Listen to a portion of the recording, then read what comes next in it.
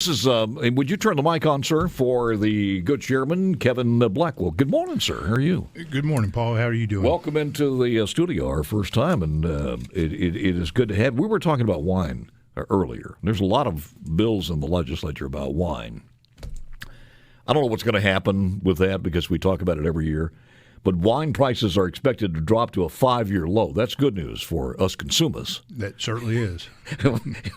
And being an Italian-American, I'm a consumer of wine. Anyway, a surplus of California grapes as well as some other states are just not in demand. Millennials are drinking less overall, but also drinking less wine, opting for premium spirits and craft beer. But if you're a wine fan, it's a good time to grab some premium wines at affordable prices. This is what Perez and I were talking about yesterday. Well, you are from District 19, which encompasses what? It encompasses most of DeSoto County, or the Olive Branch area of DeSoto County, and 5 precincts over in Marshall County. A little bit about you, because I know little about Kevin Blackwell. What would you like to know? A little on your background. How did you wind up in the state Senate? Well, my background's in healthcare. I was a hospital corpsman in the Navy. Became challenged an LPN exam out in California when I got out, and got into healthcare that way, or stayed into healthcare. Wanted to be a physician or orthopedist, but organic chemistry beat me up too much. So you and a platoon of other people. That's right. Yeah. So I went the business route and got an undergraduate degree in healthcare administration, and then went on and got my master's in healthcare administration. So this is a field that you're comfortable in as far as Medicaid on this committee. Pretty much so. Yeah, I've been pretty much all my life. I've been on the provider side of things, and now I'm somewhat managing an insurance company. So it's a little bit different perspective. When the lieutenant governor came up and said, "Mr. Blackwell, I'd like to talk to you," you probably didn't know what it was about. No, it was a surprise. Yeah. Well, he's done that. He's created some surprises from some of his chairmanships. But how's it been so far? It's been good. It's a different tone. This is only my second term, so it's really hard for me to compare what other lieutenant governors have done. But we pretty much hit the ground running. The first week we got our committee assignments and started holding committee meetings the next week. It's a critical committee, as you well know. So how do you get your hands around that? You got to do a lot of studying and a lot of delving into it and suck up as much as you possibly could. Well, I've told folks I haven't done as much reading as I have since I got my master's. Just a tremendous amount of education. And you've heard the analogy of folks drinking through the water through a fire hose. Yeah. I'm right up to the fire hydrant right now. So.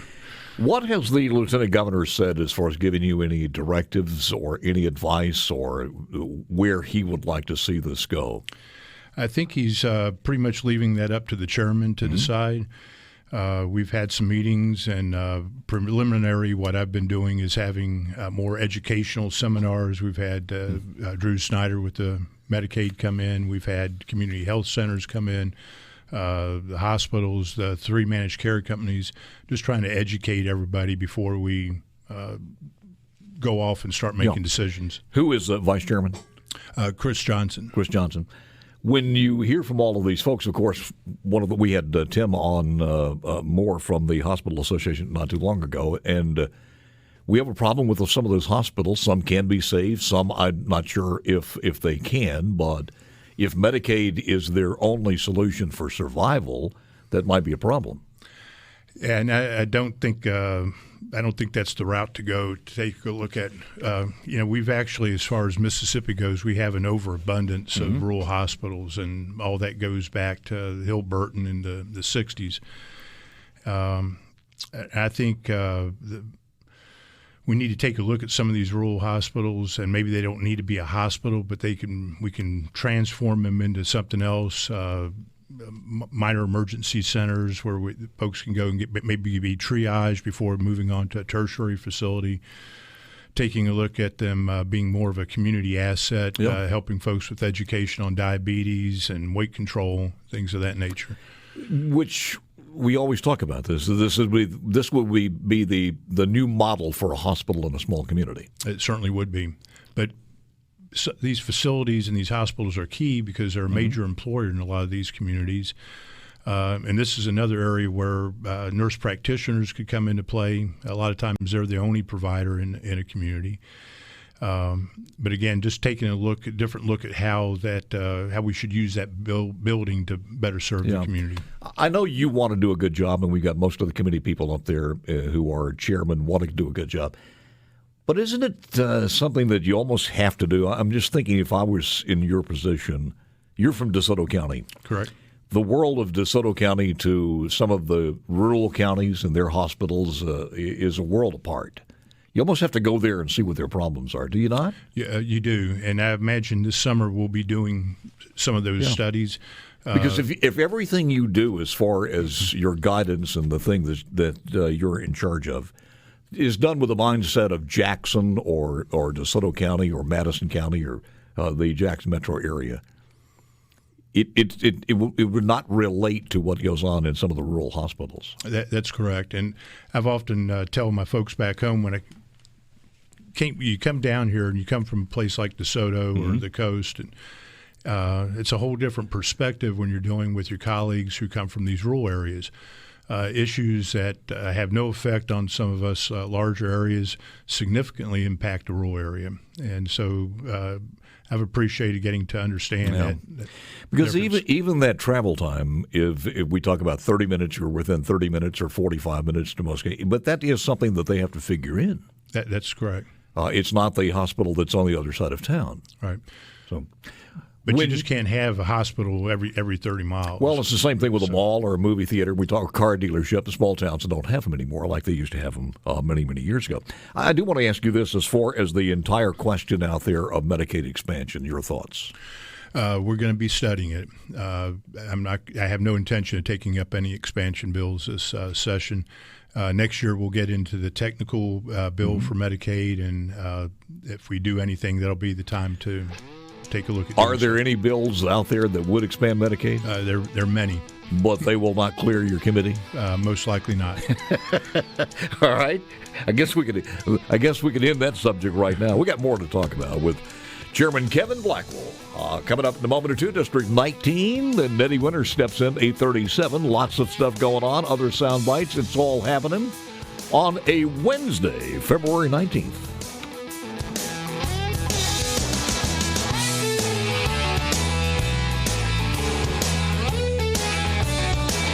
And I got a healthcare guy in front of me here.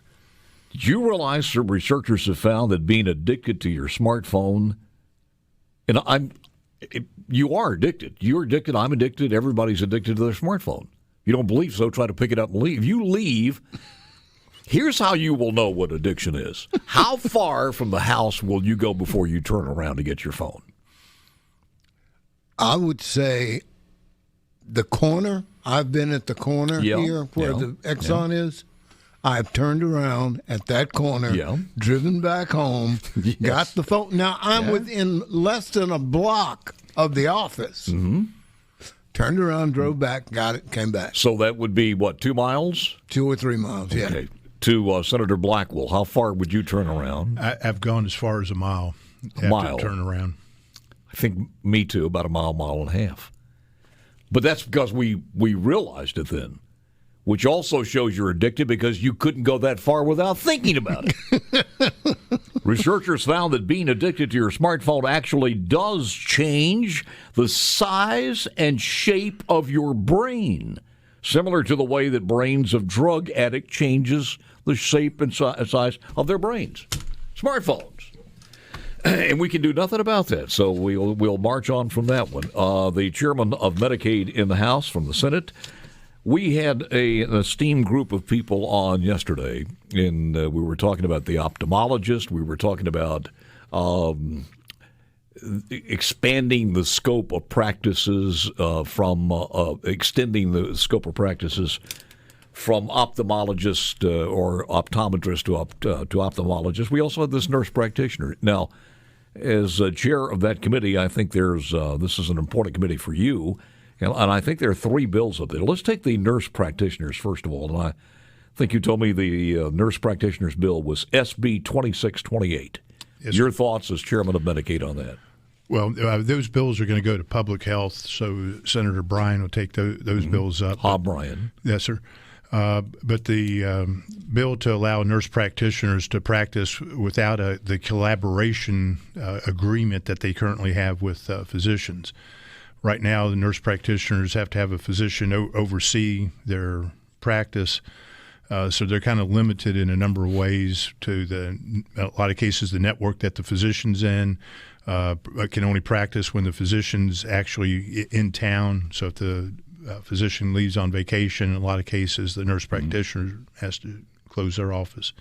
So this would be for nurse practitioners who have at least 3,600 hours of practice behind them. It does exclude CRNAs. I still feel that that's what? Certified nurse anesthetist.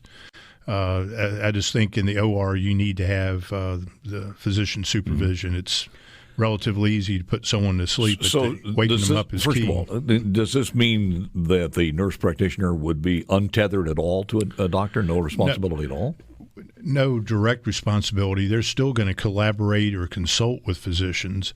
Is that voluntary, or is it that's mandatory? No, they would do that through the normal course of their practice. They do that now. They consult with other physicians on, there might be an orthopedic issue, a cardiac issue. They're going to call a cardiologist or an orthopedist. Well, I don't understand if they had to close their office because the doctor's out of town. They couldn't collaborate with, corroborate with another doctor? They possibly could, but the way it currently works, the way it's worded. The way it's worded. But this would allow them to still practice without having to. Really, it's a paid relationship that they have currently. So let me get this right. Let's say there's a place in Benoit, and Benoit doesn't have a doctor. They've lost their doctor. Or if somebody wants to open a practice there in Benoit or Rosedale or Essequina County, or someplace that's not served by a doctor, they could go in and hang their shingle there. Correct, and they currently do that now, but they have to be within a certain mileage distance. What is that distance? We've extended that distance. Yeah, we did, and I think it may be 75 miles. I'm not sure exactly the distance what we changed it to, but we did expand that a couple years ago. Is the agreement with that doctor changed in this bill as far as SB 2628? The agreement as far as the financial agreements with it, or the contractual agreements? Yeah, basically the nurse practitioners won't have to have a contract and pay a physician to supervise them. So what's the agreement that a doctor would be there? Just would you mirror me, or how do you do that? There wouldn't be any oversight. There is no oversight at all. No, sir. From a doctor. No, sir.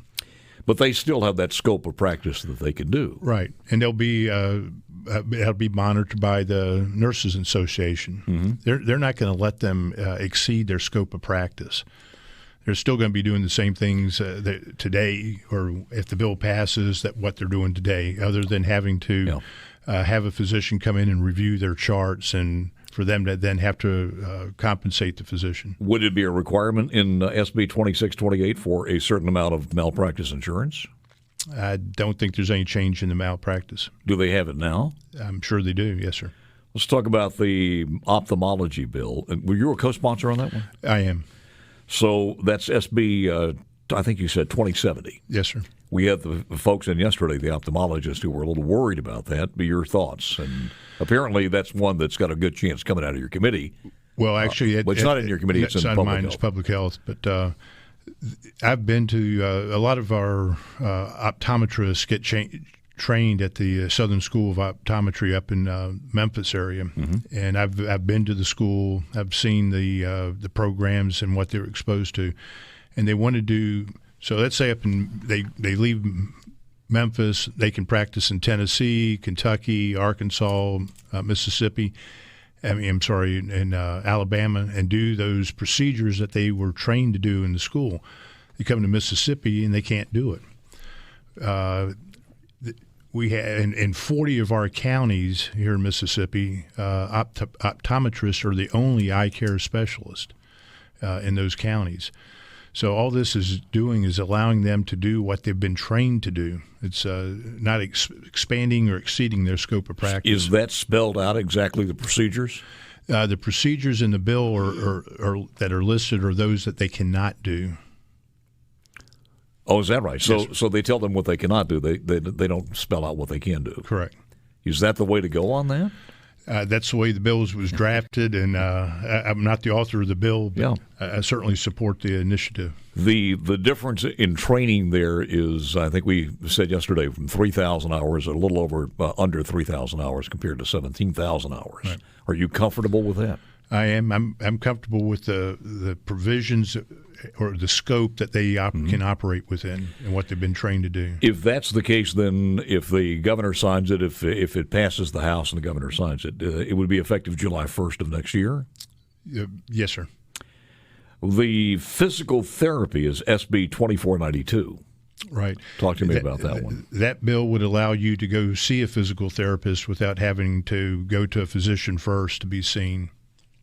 So we don't have to be referred. That's correct. Only for physical therapy? In that bill, yes, sir. In that particular bill. Right. And you have to now? Yes, sir. That's a little clean. That basically is all it says. Right. And that is Senate Bill 2492. Correct. Any other ones out there that we're talking about? Not that's on my radar. But those are all referred to Hob Ryan's committee. Have you talked to him about this? Just casually. Yeah. You think he is in favor of these? I think we may see some activity on some of them. Is he pushing the possibility as far as his committee with any bills as far as Medicaid expansion? No, sir. Not that I'm aware of. I got you. All right. Anything else that's going on? Anything that affects the good people of DeSoto County up there? Well, we're fortunate that we continue to grow. We have that's an understatement. We have. It'll be interesting with the census to when we go through that to see what happens. We anticipate we may get another Senate seat and possibly 2 more House seats. So that'll be good as far as representation. Yeah. It is going to be interesting because we have had a migration out of the Delta area. But it's not a bad thing when you look at some of the people who were there. They've gotten a better education. They've gone to where the jobs are. Now we've got to find a way to bring some workforce back to that area. That's right. And there's several workforce bills in the on the table for us to consider. We're just getting cranking up. We are. Don't be a stranger. We want to get you back in. Thank you, sir. The chairman of Medicaid in the Senate, Kevin Blackwell, District 19. We've got an update coming up on the top of the hour, but more.